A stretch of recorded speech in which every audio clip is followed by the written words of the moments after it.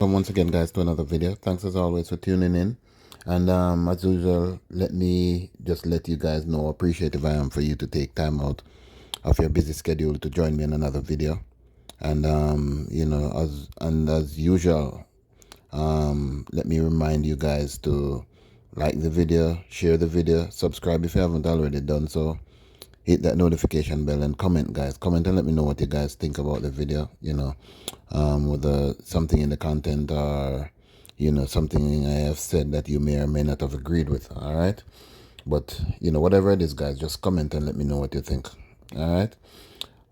Okay, so guys, this first story that I'm coming to you with is from, as some people term it, the city that has the worst crime rate and killings and all of that over there in St. James, right? So as it is in the headlines, in some of the papers, terror in Tucker, and that's Tucker in St. James. And it's really a crazy situation over there, guys. From some of the stuff that I can see, because if you look on your screen right now, this is someone's vehicle that was torched, burned. As you can see, it is all the way burnt out, and this is what has been going. Some of the things that has been going on, house bombed, burnt to the ground, vehicles burnt, you name it. It's going on. Shootings, it's going on. So the police is over there trying to police and the soldiers are there trying to get some semblance of calm over there in that area, and we just hope they get this under control very, very soon. Because I mean, it cannot be allowed, guys, to continue where criminals are able to create mayhem, and as it is called, terror in communities where innocent people, children, are being terrorized because of what?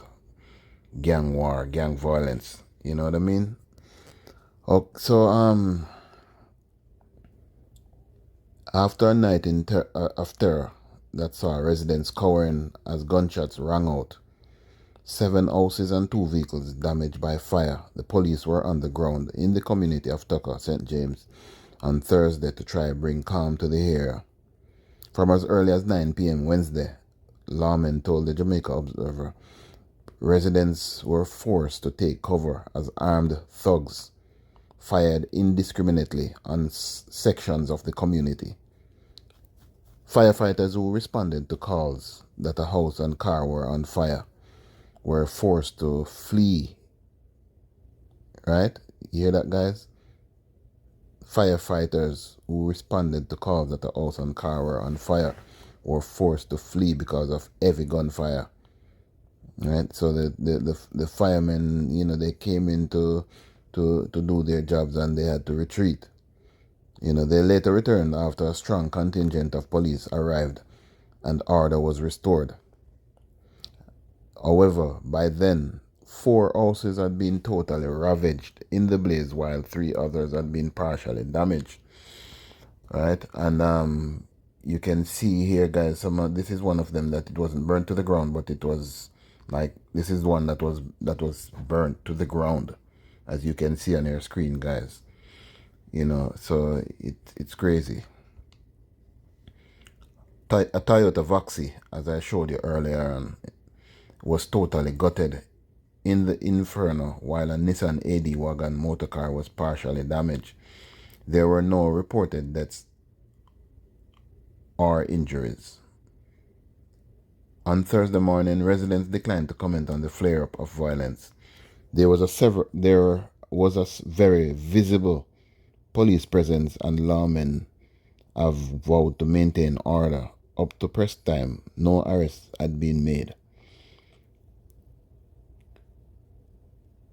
And guys, before I even go any further, these are some of the the problems that some of these areas face, or most of these areas face, because people are so scared to speak up and and say what is going on and what they know, because they know they're gonna be in danger if it is leaked that they said something to cause people to get arrested or whatever. And we all know the corruption and things that are taking over our country, because some of the same policemen, if you don't mind, if you're not careful, you make a statement, and they even tell the gunman your name, who made this comment or report or whatever. So people are scared, and rightfully so. I don't blame them for being scared, because it's just the corruption and these things that is taking over. Okay, so according to senior police officer, the attack is believed to be in retaliation for Tuesday's murder of two men in the nearby community of Granville. 24-year-old Rexford Jarrett and 29-year-old Orange Reed were fatally shot about 2:30 p.m. in a section of that community called Gut Bottom. No, I'm sorry, Gut Bottom. While rumors have run rampant that new life has been breathed into an old feud between Granville and Tucker, the police have a different theory. The incident is believed to be a retaliation to some murders that took place on Tuesday. The men were trailed and from Tucker to Granville and shot there, but it's not like Granville and Tucker men are at war. It seems to be Tucker and Tucker, the officers said. He asked not to be identified by name, as he was not authorized to speak with the media on the scene.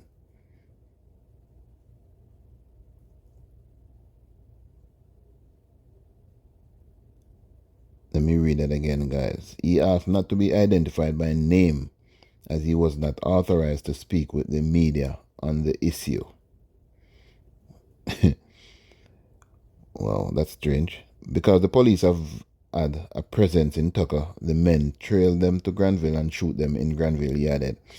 Councillor Michael Troop, People's National Party, Granville Division, is adamant that though it has had its share of violence over the years, his division is not the problem this time. I am vexed because Granville has been cool from last year to no murders don't commit in Granville proper itself. We have little problems in Pitford Heights and we quiet it down. Now we have this that we hear its outsiders trail men and kill them.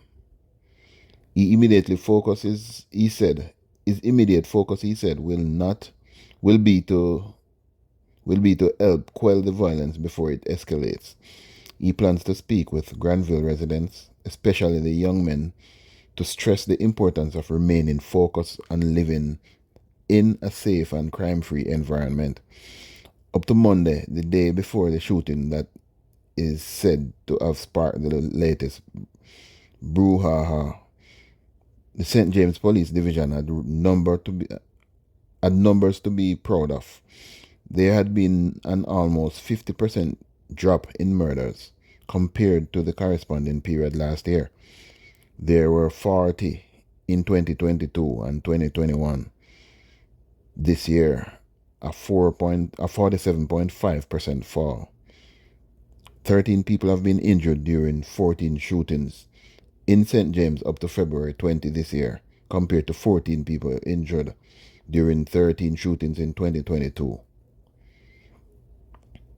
So we'll be keeping an eye out for this one, guys, to see if the police can keep quell everything and keep it calm over there in Tucker. All right. So, guys, the next story that I'm coming to you with, and this one happened in Kingston. right? A man was shot. Unfortunately, he lost his life. A woman is injured as their vehicle was shot up at a gas station in Kingston. So a man is dead and a woman in the hospital battling for life after gunmen attacked and shot up the vehicle they were traveling in along Washington Boulevard, Kingston, on Friday. The deceased has been identified as Kevin Grant, a mechanic of Deanery Road, Kingston 3 address. Reports are that the two people were traveling in a motorcar when they were attacked as they stopped at a gas station. Sources report that the victims were trailed by the criminals. And, the police is currently investigating this one as usual. So, let's look and listen out to see if they can, come up with some motive and the reason why these people were attacked. One person has lost their lives. So let us see, guys, if the police can put some light on this one. All right. So, guys, next story that I'm coming to you with now is and this one is a really strange one, guys. Right? A farmer was found. His body was found near his pig farm. Right? So the police are investigating to see if they can find out what caused this man, what took this man's life. And this one is in Rakabessa in St. Mary. So they are investigating the death of a farmer whose body was found with wounds to the face in close proximity to one of his pig pens on Thursday. He is 58-year-old Radcliffe Martin of a Bogoji address in Orakabessa. I hope I pronounced that one right. I don't know that place. A police report states that a man went to visit Martin on his farm shortly after 7:30 a.m. Thursday and reportedly saw the body of the farmer lying close to a pig pen. The police were called, and upon their arrival, it was revealed that the now deceased had blood oozing from his face along with visible wounds. Upon close examination of the crime scene, the lawmen also reportedly discovered that at least two of the animals had traces of blood on their mouths and were showing signs of aggression. A resident who gave his name only as Raphael claims the farmer was attacked and beaten by some of the pigs. But despite the speculation by residents, the police have not yet determined the cause of death. So again, we'll be listening out and looking to see, the outcome of this one again, to see if he was actually killed by his pigs or someone did the job and the pigs just had his blood on them and stuff like that, guys. So as soon as we hear anything, we'll definitely bring to you guys in subsequent videos. All right. So the final story, guys, and this one, guys, is really, really a sad one, and it's really a crazy, thing that has happening or is happening in our dear beloved country and in our communities, guys. So as you can see on your screen there, guys, you see police line, 12-year-old boy and his grandmother was shot right there in their home. And as always, it's always a sad case when a person loses their life, especially our country's most vulnerable, our kids and our old folks, right?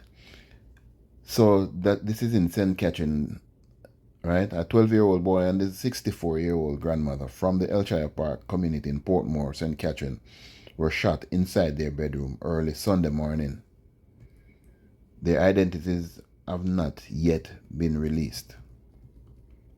Preliminary report from the St. Catherine South Criminal Investigation Branch, CIB, stated that the incident occurred around 3:10 a.m. After the police were summoned, they were both assisted to the Spanish Town Hospital where they were admitted. Right, so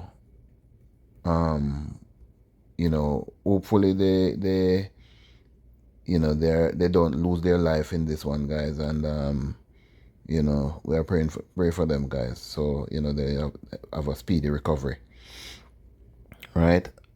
And as I said before, it's always a sad case, when anyone for that matter loses their lives, guys.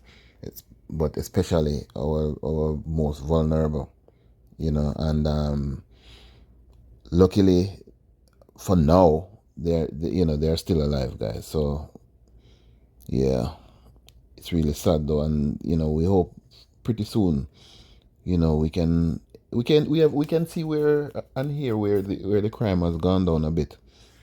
So let's hope it keeps going down, keeps trending down. And because to be honest, the police of late has been doing a good job, a great job, in fact, at stemming some of the crime, finding some weapons, taking them off the streets, and arrest and stuff like that. So let's hope it continues, guys. All right. So that's it for me for today, guys. And again, thanks for tuning in. And let me remind you to like the video, share the video, subscribe if you haven't already done so, and hit that notification bell. All right. And comment, guys. Comment and let me know what you think about the video. All right. Blessed love. Peace.